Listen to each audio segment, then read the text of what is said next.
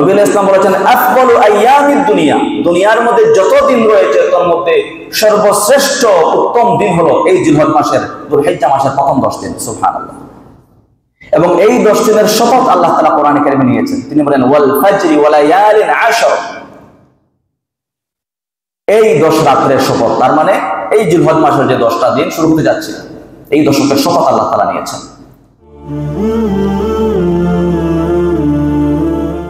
ইন্নাল হামদালিল্লাহ ইন্নাল হামদালিল্লাহি নাহমাদুহু ওয়া নাস্তাঈনুহু ওয়া নাস্তাগফিরুহু ওয়া নু'মিnu বিহি ওয়া নাতাওয়াক্কালু আলাইহি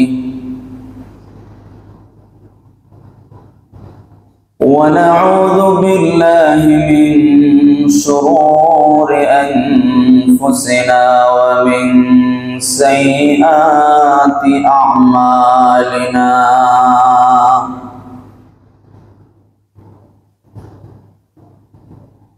ونعوذ بالله من شرور أنفسنا ومن سيئات أعمالنا من يهده الله فلا مضل له ومن يضلله فلا هادي له وأشهد أن لا إله إلا الله وحده لا شريك له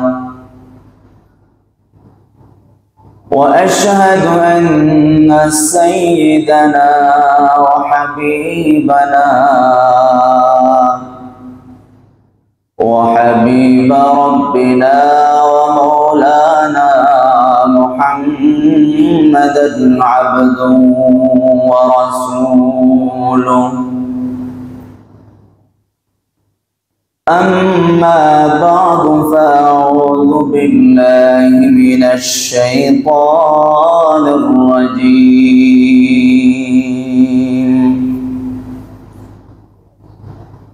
بسم الله الرحمن الرحيم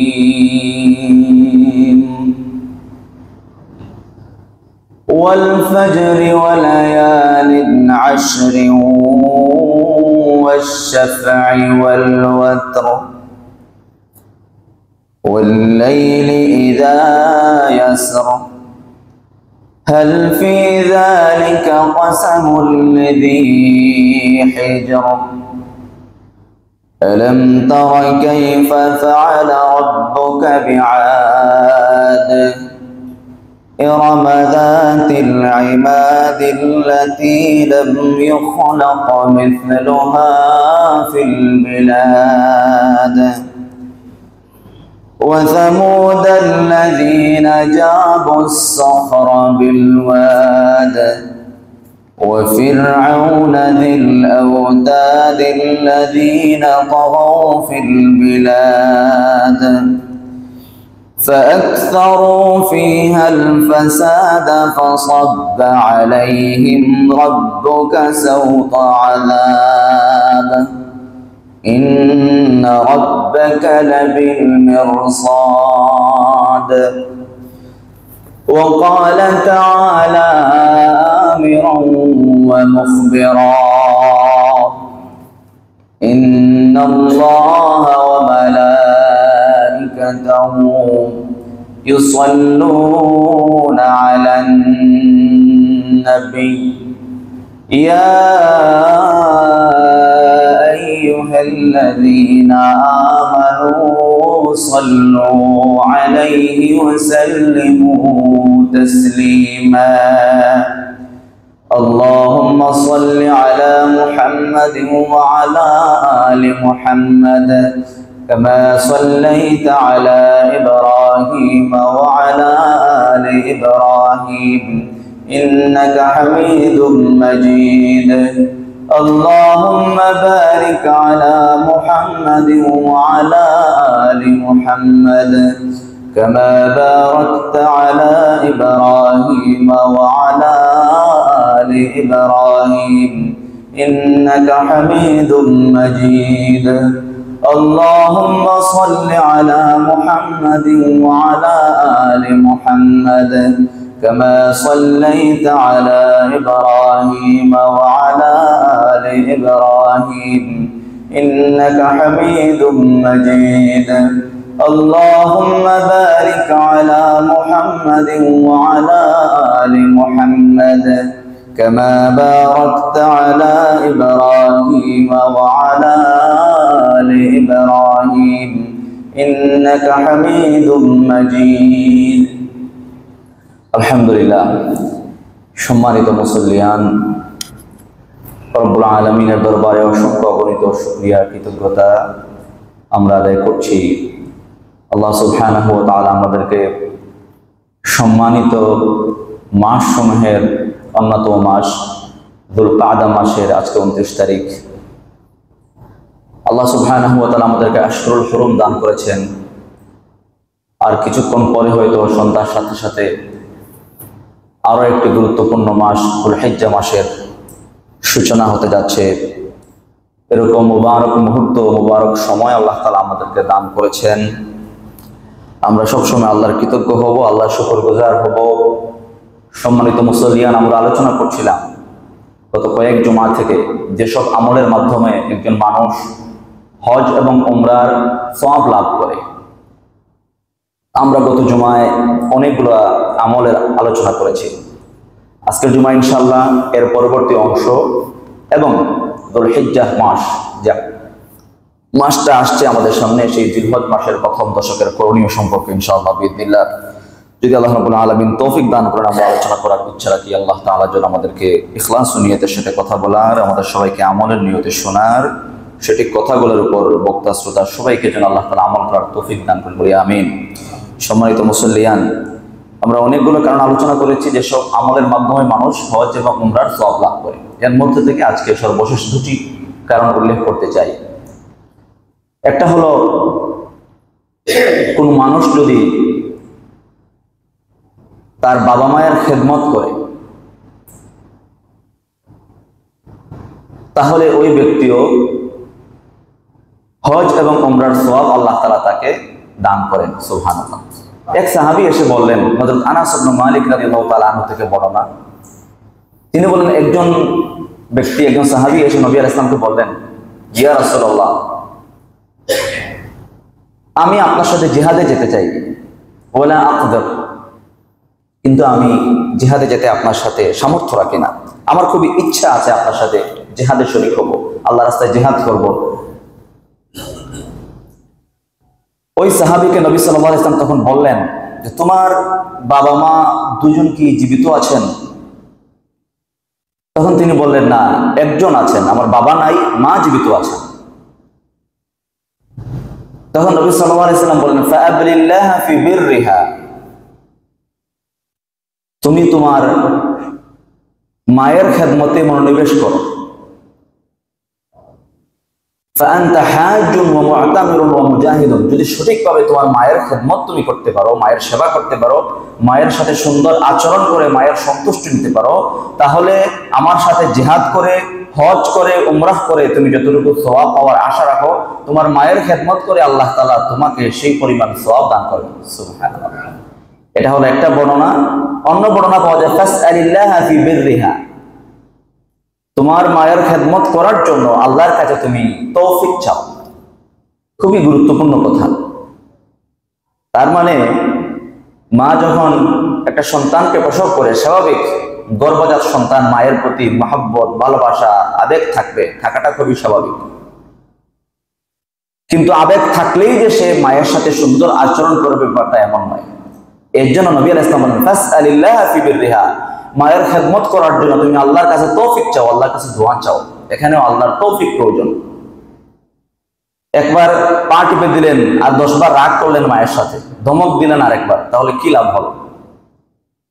এই জন্য অত্যন্ত ধৈর্যের সাথে বাবা মায়ের খেদমতের ক্ষেত্রে খুবই ধৈর্যশীল হতে হবে সন্তানদেরকে। কারণ যদি কোনোভাবে বিরক্তি প্রকাশ করেন তাদের সামনে, আর এটি যদি মায়ের মনে বাবার মনে কষ্ট নিয়ে আসে, তাহলে আপনার তাহাজ্জুদ, আপনার জিকির আজকার, আপনার তিলাওয়াত, কুরবানি এগুলো থেকে বেশি, এগুলো যতটুকু আপনার যুগ হবে সওয়াবের তালিকায়, তার চেয়ে বেশি গুনাহ যুগ হয়ে যাবে আপনার, যদি বাবা মাকে কষ্ট দেন, আপনি অসদাচরণ করেন তাদের সাথে, তাদের অবমূল্যায়ন করেন।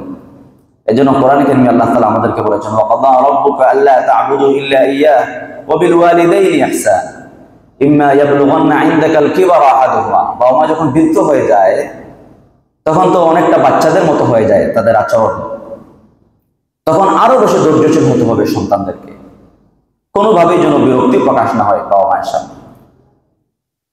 তো যে ব্যক্তি বাবা মায়ের খেদমতে নিজেকে নিয়োজিত রাখবে, হজ, উমরাহ এবং জিহাদের সওয়াব আল্লাহ তাআলা ওই ব্যক্তিকে দান করবেন। এটি একটি আমল আমরা আলোচনা করলাম। আরো একটা আমল হলো যেসব আমাদের মাধ্যমে মানুষ হজ এবং উমরার সওয়াব লাভ করে।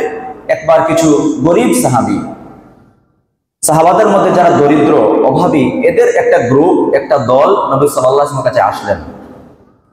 আসার পর বলেন, ইয়া রাসূলুল্লাহ, আমাদের মধ্যকার যারা ধনী সাহাবী, যাহাবা আহলুদ দুসুর বিল উজুর, আমাদের মধ্যে যারা ধনী সাহাবী, এরা তো অনেক নেকির ক্ষেত্রে আমাদের কাছ থেকে আগায় গেল। তারা হুম ইউসাল্লুন নাহনু নুসাল্লি, আমরাও নামাজ পড়ি, তারাও নামাজ পড়ে, এক্ষেত্রে তো সমান। তারাও রোজা রাখে রমজান মাসে, আমরাও রোজা রাখি, এক্ষেত্রেও সমান। কিন্তু তাদের আর্থিক সামর্থ্য থাকার কারণে কিছু অতিরিক্ত ইবাদত তারা করতে পারে, আমরা সেই অতিরিক্ত ইবাদতটুকু করতে পারি না, যেহেতু আমরা গরিব, আমাদের আর্থিকভাবে ওইরকম সামর্থ্য নাই।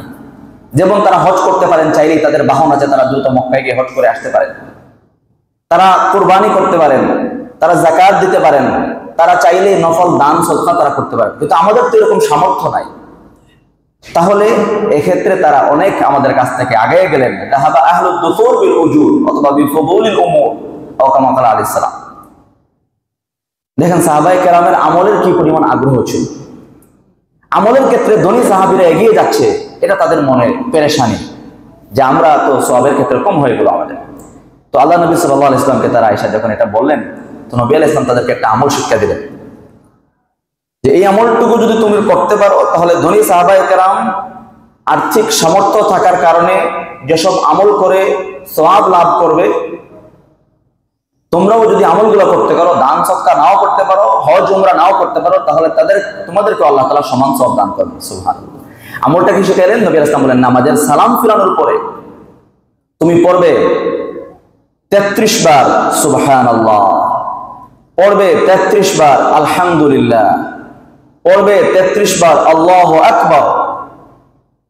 কোন কোন বর্ণনা পাওয়া যায় এরপরে একবার পড়বে লা ইলাহা ইল্লাল্লাহু ওয়াহদাহু লা শারীকা লাহু লাহুল মুলকু ওয়া লাহুল হামদু ওয়া হুয়া আলা কুল্লি শাইইন কাদির।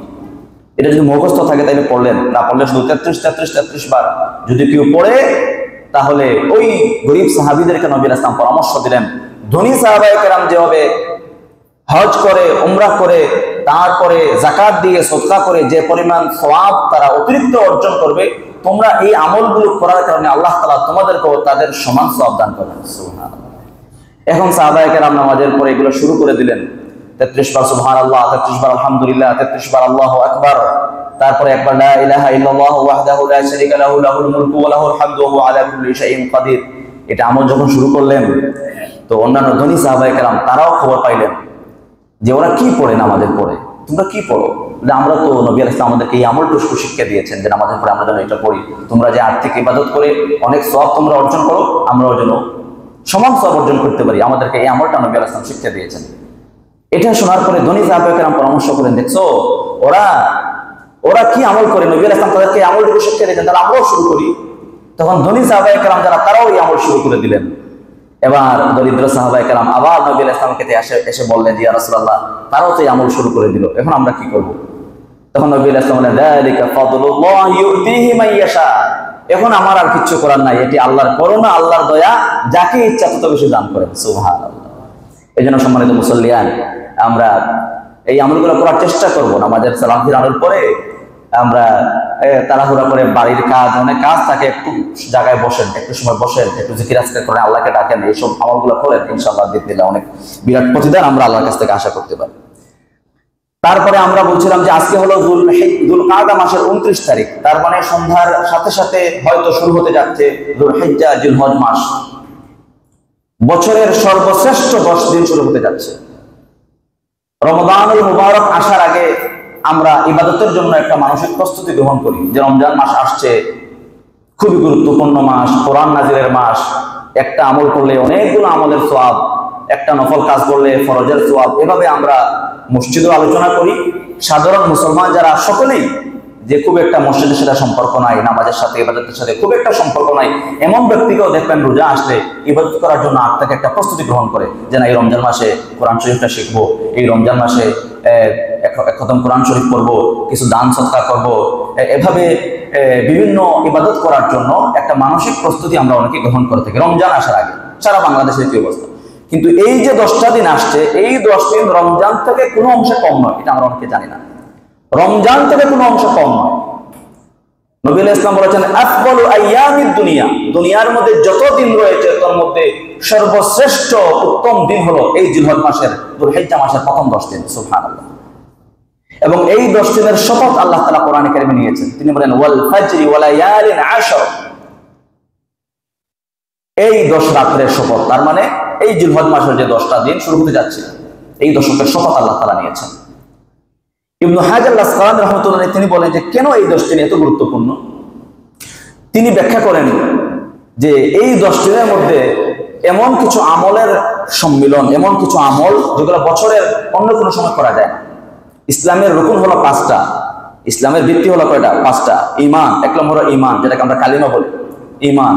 তারপরে নামাজ, এরপরে রোজা, তারপরে হজ, যাকাত।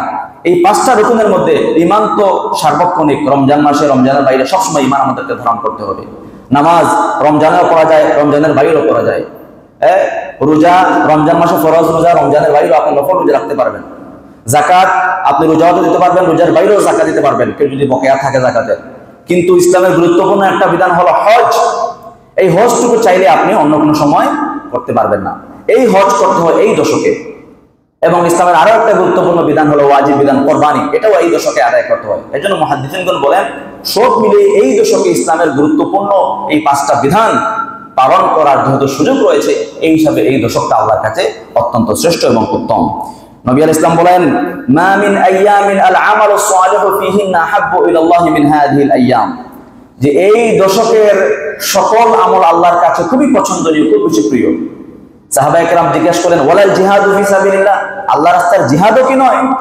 নবী আলাইহিস সালাম বলেন ওয়ালাল জিহাদু ফি সাবিলিল্লাহ, আল্লাহর রাস্তায় জিহাদও নয়, ইল্লা রাজুলুন খারাজা বিমালিহি ওয়া নাফসিহি ফালাম ইয়ারজি' মিন যালিকা বিশাইইন আও কামা ক্বালা আলাইহিস সালাম, তবে যে ব্যক্তি নিজের জান নিয়ে, মাল নিয়ে আল্লাহর রাস্তায় রওনা দিয়ে দিল আর ঘরে ফিরতে পারলো না, আল্লাহর রাস্তায় শহীদ হয়ে গেল, এই ব্যক্তির কথা ভিন্ন। এছাড়া সকল আমল, যে আমলগুলো এই দশকে করা হয় আল্লাহর কাছে সবচেয়ে পছন্দনীয়, করণীয়, সবচেয়ে পছন্দনীয় এবং উত্তম। তাহলে কি করতে পারি আমরা? একটা পরিকল্পনা করতে পারি। রোজা আসার আগে যেমন একটা পরিকল্পনা করেছি আমরা, রমজান মাসে আমরা কোরআন শরীফ খতম করব, দান সদকা করব, জিকির আজকার করব, এভাবে একটা আমলের পরিকল্পনা যখন করেছি আমরা নিজের মতো করে যে এই 10টা দিন, এই দশকে একটা আমলের আমরা একটা ব্যক্তিগতভাবে পরিকল্পনা করি যে এই দশকের জন্য আমরা এই আমলগুলো করতে পারি। যেমন 1 নম্বর করণীয় হতে পারে আমাদের আল্লাহর যত নাফরমানি আছে, যত রকম গুনাহ আছে, সবগুলা গুনাহ বাদ দিয়ে দিলাম। এই দশকে কোনো গুনাহ তো এমনিই গুনাহ, আর এই দশকে যেহেতু গুরুত্বপূর্ণ দশক, আল্লাহর কাছে শ্রেষ্ঠ দিন, কোনো গুনাহ করবো না। রোজা রেখে মানুষ কোনো গুনাহ করে না, রোজা রেখে তো বলি আল্লাহ রোজা আছে, এখন কেমনে গুনাহ, কেমনে মিথ্যা কথা বলি। তাহলে রমজানের মতো যেহেতু শ্রেষ্ঠ দিন, এই হিসাবে আমরা এই দশকেও আল্লাহর কোনো নাফরমানির সাথে জড়িত হবা, এটা 1 নম্বর করণীয়। 2 নম্বর হলো যত ফরজ ইবাদত রয়েছে, ফরজ নামাজ, যত ফরজ ইবাদত রয়েছে সব ফরজ ইবাদত গুরুত্বের সাথে আদায় করো। 5 ওয়াক্ত ফরজ নামাজ জামাতের সাথে, এমনিতেই যাদের জামাতে আদায় করতে হলো সবাই অন্তত এই দশকে আমরা নিয়ত করি যে একটা ওয়াক্ত নামাজ যেন জামাতের সাথে মিস না হয়। পরবত ইনশাআল্লাহ আল্লাহ আমাদেরকে আমল করার তৌফিক দান করুন। ফরজ নামাজগুলো জামাতের সাথে গুরুত্ব দিয়ে আমরা আদায় করার চেষ্টা করবো ইনশাআল্লাহ। 3 নম্বর করণীয় হতে পারে যত রকম নেকির কাজ রয়েছে, যত নেকির কাজ বেশি বেশি করে করা। যত নেকির কাজ যেগুলোই করবেন আপনি বহুগুণে বাড়াই আল্লাহ তাআলা আপনাকে সওয়াব দিবেন। এই দশকের বরকতে যতগুলো নেকির কাজ আছে বেশি বেশি করে নফল নামাজ পড়া, বিশেষ করে দান সৎকার ইবাদত আমরা করতে পারি যে এই দশকে প্রত্যেকটা দিন যে ডেইলি আমি নিজেদের সামর্থ্য আলোকে এতটুকু আমি আল্লাহ রাস্তায় দান করবো, মসজিদে দান করবো, গরিব মানুষদেরকে দান করবো, এটা একটা করণীয় হতে পারে। প্রত্যেকদিন পারলে তাহাজ্জুদের নামাজ পড়া অথবা নফল নামাজ একটু 2 রাকাত 4 রাকাত, যেহেতু গুরুত্বপূর্ণ দশক যাচ্ছে একটু 2 রাকাত নামাজ পড়ি, 4 রাকাত নামাজ পড়ি, সালাতুল হাজত আরো কজা নামাজ থাকলে এগুলো আদায় করি, এগুলো আমরা বেশি বেশি করার চেষ্টা করি। 4 নম্বর করণীয় হতে পারে যেটা নবী আলাইহিস সালাম করার জন্য নির্দেশ দিয়েছেন, উনি আদেশ দিয়েছেন। মুসনাদে আহমদের হাদিস, তিনি বলেন মা মিন আইয়ামিন আ'যামু ইনদাল্লাহি ওয়া লা আহাব্বু ইলাইহি আল-আমালু ফীহিন্না মিন হাযিহিল আইয়ামিল 10। যেহেতু আল্লাহর কাছে শ্রেষ্ঠ 10 দিন, ফাআকসিরু ফীহিন্না মিনাত তাহলিলি ওয়াত তাহমিদি, ফাআকসিরু ফীহিন্না মিনাত তাহলিলি ওয়াত তাকবীরি ওয়াত তাহমিদি। নবী আলাইহিস সালাম নির্দেশ দিয়েছেন এই আমলটা করার জন্য। তিনি বলেন এই দশকে তোমরা বেশি বেশি আল্লাহর বড়ত্ব বেশি বেশি বর্ণনা করো, এভাবে আল্লাহু আকবার আল্লাহু আকবার, লা ইলাহা ইল্লাল্লাহু আল্লাহু আকবার আল্লাহু আকবার ওয়া লিল্লাহিল হামদ। এটা তাকবীরে তাশরিক শুধু ঈদের আগের দিন ফজর থেকে শুরু হলে এটা তো ওয়াজিব পড়তেই হবে। এছাড়াও এই দশকে শুরু থেকে এই যে সন্ধ্যা থেকে শুরু হয়ে যাবে, উঠতে বসতে যাওয়ার সময় ঘরে বাইরে হাটে বাজারে যেখানেই যাব আমরা মুখে থাকবে আল্লাহর বড়ত্ব, এই তাকবীরে তাশরিক। পড়েন আমার সাথে সবাই একবার আল্লাহু আকবার আল্লাহু আকবার, লা ইলাহা ইল্লাল্লাহু আল্লাহু আকবার ওয়া লিল্লাহিল হামদ। এই তাকবীর দোয়া ইমাম আল বুখারী রাহমাতুল্লাহি আলাইহি তিনি বর্ণনা করেন যে আল্লাহ নবী আলাইহিস সালামের বিখ্যাত দুইজন সাহাবী আবু হুরায়রা রাদিয়াল্লাহু আনহু আর ইবনু উমর রাদিয়াল্লাহু তাআলা আনহু, তাদের একটা অভ্যাস ছিল, ওনারা বাজারে যাইতেন এই দশকে। বাজারে যাইতেন, বাজারে যেতেন ক্রয় করার জন্য না, বাজারে যেতেন শুধুমাত্র তাকবীর দেওয়ার জন্য, মানুষদেরকে স্মরণ করিয়ে দেওয়া যে জিলহজের প্রথম দশক যাচ্ছে, গুরুত্বপূর্ণ সময়, এই সময় আল্লাহ নবী আলাইহিস সালাম আমাদেরকে তাকবীর দিতে উনি আমাদেরকে শিক্ষা দিয়েছেন। এই হিসাবে বাজারে গিয়া ওনারা জুড়ে জুড়ে তাকবীর দিতেন, এই আল্লাহর বড়ত্বের ঘোষণা করতেন আল্লাহু আকবার লা ইলাহা ইল্লাল্লাহু আল্লাহু আকবার ওয়া লিল্লাহিল হামদ। এখন যদি বাজারে গিয়ে তাকবীর, মানুষ বলে পাগল নাকি, মসজিদে তাকবীর দিবে, আসছে বাজারে তাকবীর দেওয়ার জন্য। মানুষ আরো এমন, সমাজ আমাদের ব্যবস্থা এমন, আপনি সুন্নতের আমল করতে যান আপনাকে গালমন্দ করবে, বলছে মসজিদে তাকবীর দেন, বাজারে আসছেন কোন তাকবীর দিতে। অথচ মুমিনের তার মসজিদে যেমন আল্লাহর ইবাদত হবে, ব্যবসার মধ্যে আল্লাহর স্মরণ আছে না নাই, ব্যবসা করবে বাজারে ঘরে পরিবারে যেখানেই যাবে সে আল্লাহর স্মরণ থেকে বিমুখ হতে পারে না। আল্লাহকে যে ব্যক্তি ভুলে যায় ব্যবসার মধ্যে, আল্লাহকে যে ব্যক্তি ভুলে যায় চাকরির মধ্যে, আল্লাহকে যে ব্যক্তি ভুলে যায় তার পরিবারের মধ্যে, আল্লাহ তাআলা বলেন ওমান আ'রাদা আন যিকরি ফাইন্না লাহু মাঈশাতান দানকা। আল্লাহ তাআলা বলেন আমি দুনিয়ার জীবন সংকীর্ণ করে দেব, তার চলা তার জন্য কঠিন হয়ে যাবে যদি সে ব্যক্তি আল্লাহকে ভুলে যায়। এজন্য শুধু মসজিদে আল্লাহকে স্মরণ করলাম এমন যেন না হয়, আমরা বাজারে হাটে যেখানেই যাব, চাকরিতে, পড়াশোনায়, ব্যবসায়, পরিবারে, সংসার করতে গিয়ে সব জায়গায় আল্লাহকে স্মরণ করলাম।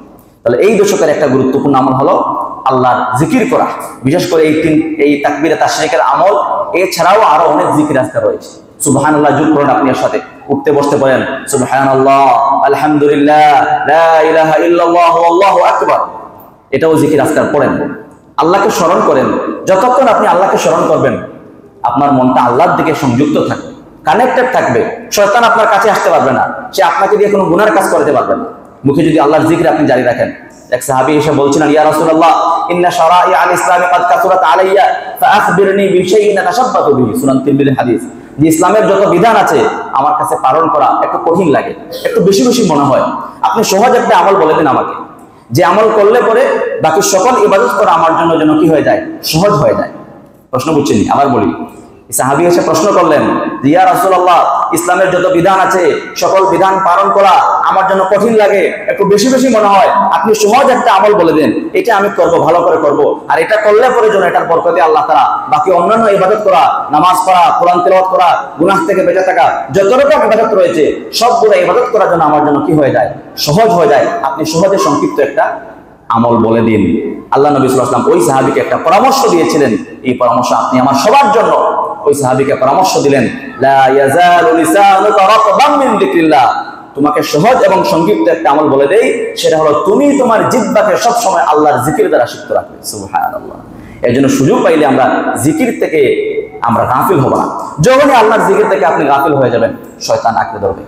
এবং নবী আলাইহিস সালাম বলেন আশ-শাইতানু জাসিবুন আলা কলবি ইবনে আদম, আদম সন্তানের কলবের মধ্যে, অন্তরের মধ্যে শয়তান আসন গেড়ে বসে থাকে, আসন গেড়ে বসে থাকে, সিংহাসনের মতো সে একটা পজিশন নিয়ে বসে। ফাইদা যাকারাল্লাহ খানাসা, যখনই একটা মানুষ আল্লাহকে স্মরণ করে, আল্লাহর জিকির করে, খানাসা, তখন শয়তান দূরে সরে যায়, পালিয়ে যায়।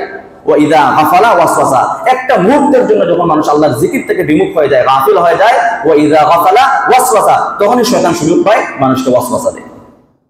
এজন্য এই দশকের গুরুত্বপূর্ণ আমল হলো বেশি বেশি আল্লাহর জিকির করা। আরো অনেক জিকির আজকাল রয়েছে, সুবহানাল্লাহি ওয়া বিহামদিহি, এই ছোট্ট একটা তাসবিহ মুখস্থ আছে না সবার? সুবহানাল্লাহি ওয়া বিহামদিহি, বলেন আমার সাথে, সুবহানাল্লাহি ওয়া বিহামদিহি।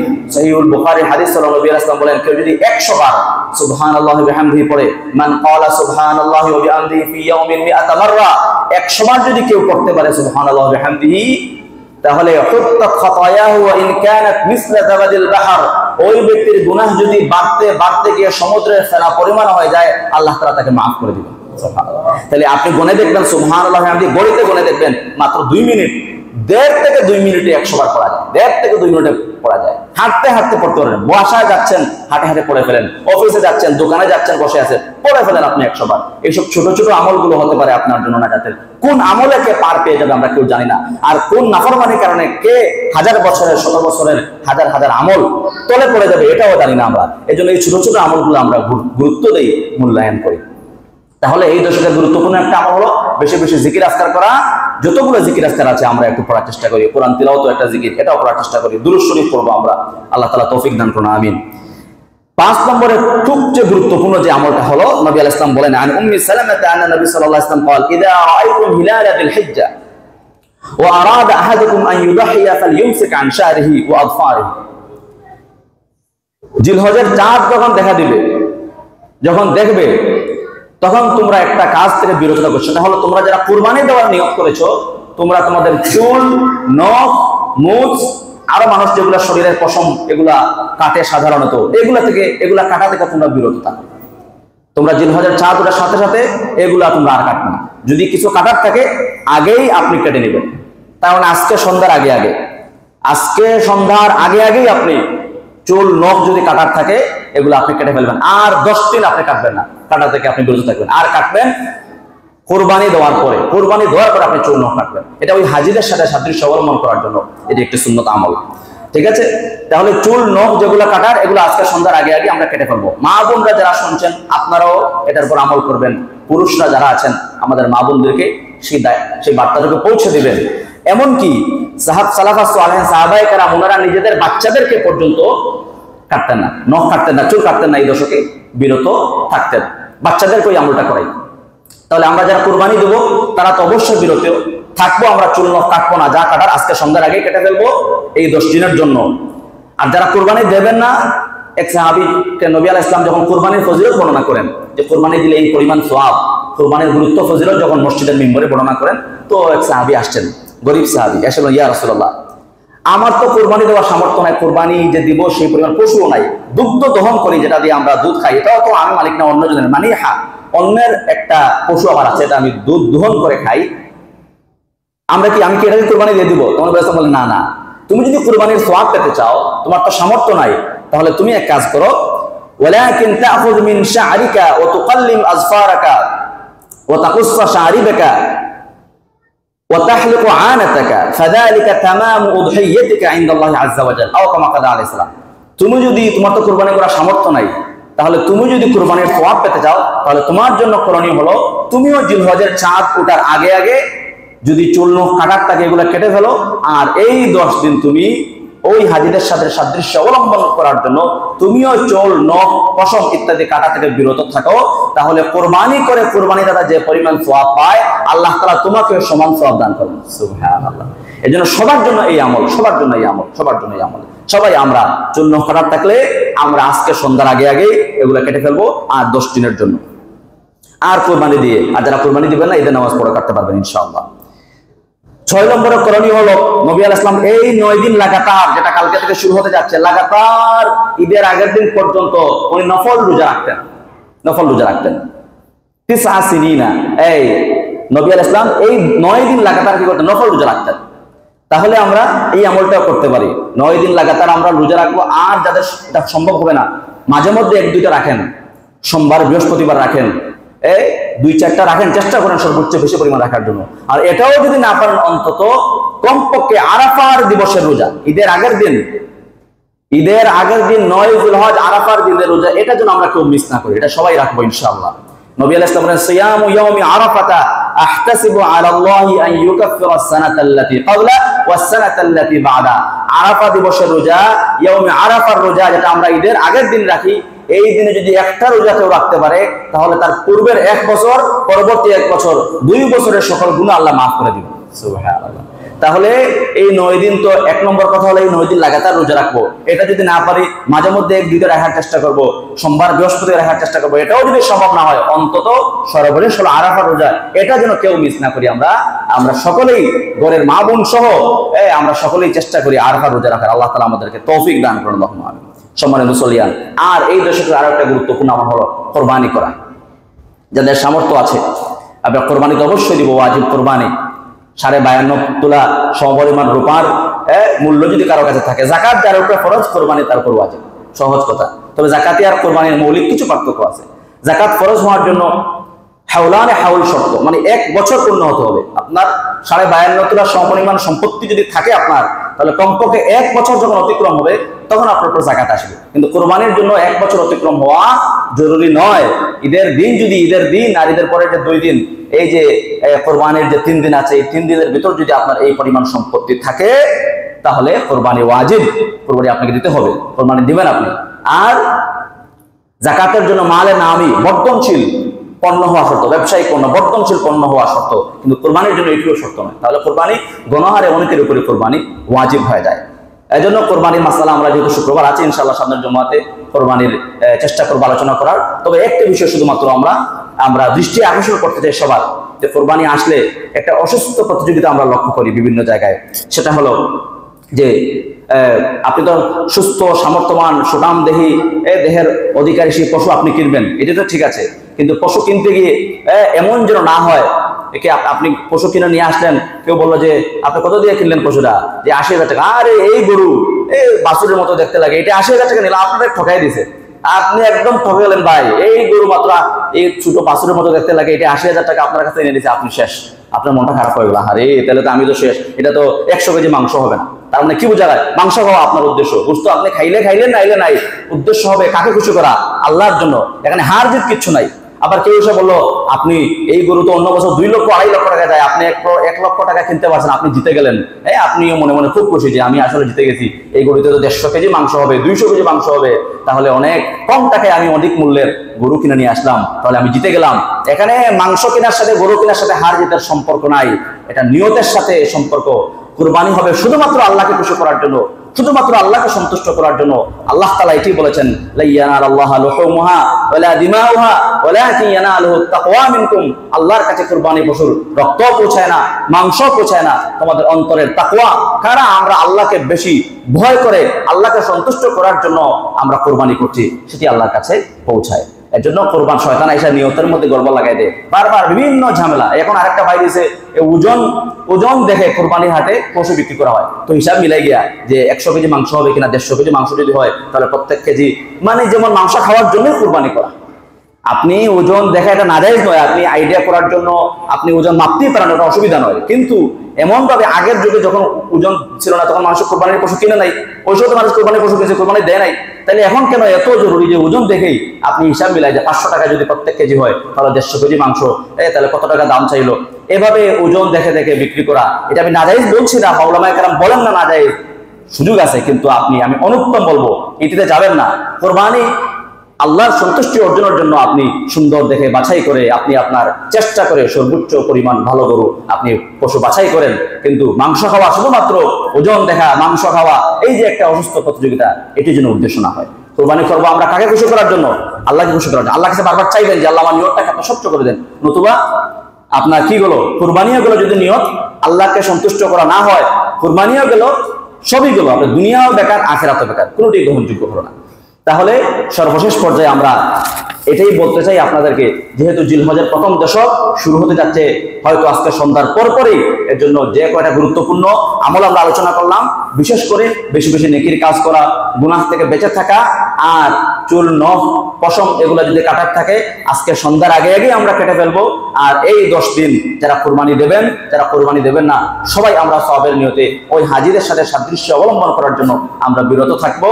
আর কোরবানি ঈদের দিন কোরবানি দেওয়ার পরে তারপরে আমরা এগুলা কাটবো। আর বেশি বেশি ফাকসুরু ফিহিন্না মিনাত তাহলিলি ওয়াত তাকবীরি ওয়াত তাহমিদি, নবী ইসলাম স্মরণ করে দিয়েছেন বেশি বেশি আল্লাহর জিকির করা।